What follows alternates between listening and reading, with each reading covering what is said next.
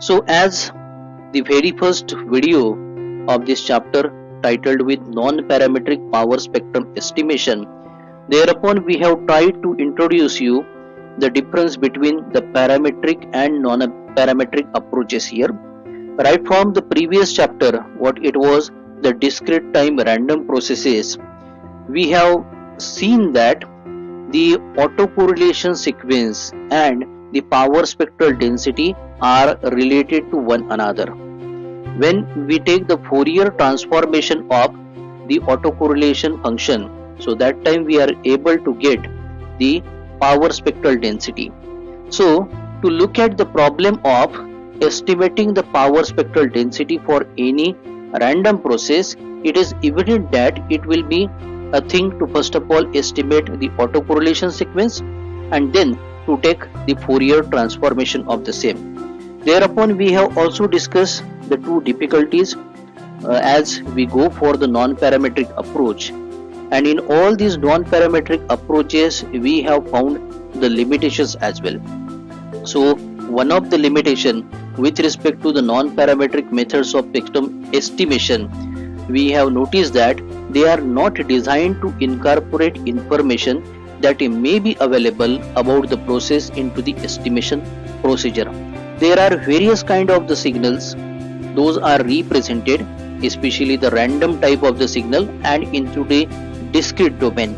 So they are holding the information, but while applying the non-parametric techniques of power spectrum estimation, the estimation mostly we come to see approximate when we have the data length of the very large value, and along with the information content is not at all a point of concern there.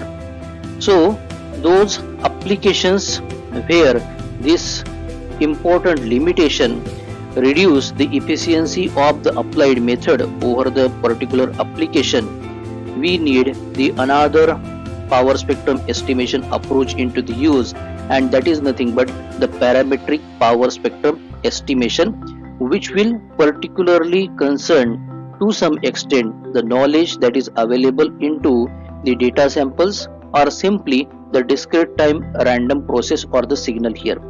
The best example for such an application where this need is of concern is the speech processing here.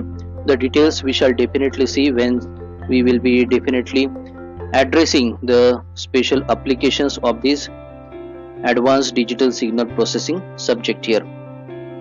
Now when we see the result of such power spectrum estimation for the intervals of the time, the discrete time here, over which the speech waveform may be assumed to approximately a stationary here, the power spectrum can be represented mathematically by this expression here.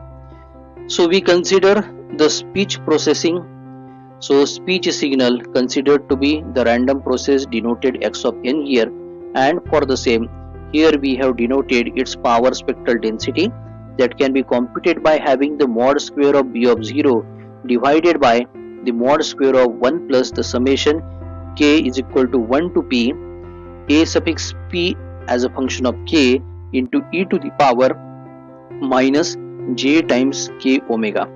So this is the expression we have already dealt with the previous topic also in the same chapter, but with respect to such a representation of the power spectral density having the estimation by the non-parametric approach, for example the periodogram, if you take, the power spectrum has the form that is consistent with the moving average process. The moving average process we have already introduced in the previous chapter. So these are basically the spatial types of the random processes. So it is a subcategory of autoregressive moving average process. It is also one of the spatial type. The individual autoregressive and moving average processes also we have dealt with. So this time we have the form of the power spectrum estimation denoted here capital P cap suffix PER to represent that it has been estimated by the use of periodogram method here. So in the frequency domain, hence it is represented as a function of e to the power j omega. So this is basically the mod square of the signal that we use to represent into the discrete time domain small x suffix capital N after application of the window there. So in the frequency domain we represent it capital X suffix n as a function of e to the power j omega, for which the magnitude is to be taken and squared here. So here it is represented in terms of the estimation of the autocorrelation sequence small r cap suffix x as a function of k. So we have the summation k is equal to minus n to capital N, the estimation of the autocorrelation sequence, into e to the power minus j times k omega here. Now we hope that if it were possible to have incorporation of another such a model for the random process, that directly into the spectrum estimation algorithm will be then a more accurate and higher resolution estimate can be providing there. So this can be easily done using a parametric approach of the spectrum estimation. So this is our topic, and from which we shall be discussing the various power spectrum estimation techniques of this particular category here. So in this particular approach we consider the first step to have first of all the selection of the appropriate model for the random process that may be based on the priori knowledge here. Whereas with respect to the earlier approach, there it was no necessity to have a prior knowledge of the measurements, and from the statistics the use of the estimation can be made here.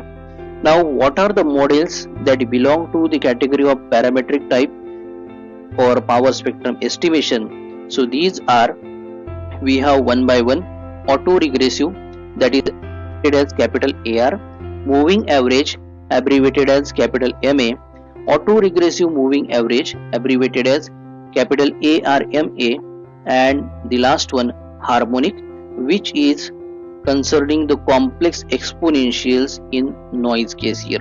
So harmonic is mostly related to the periodicity property that we are well aware about. So out of right now the four models here, the ARMA, ARMA and the harmonic here, once such a model has been selected, then next to that we have to estimate the model parameters from the given sample data. And lastly, for the estimation of the power spectrum by having incorporation of the estimated parameters into the parametric form from the spectrum here. So this is the simple introduction to the parametric power spectrum estimation, and as just now we have listed these one, we shall by next lecture address the topic autoregressive spectrum estimation.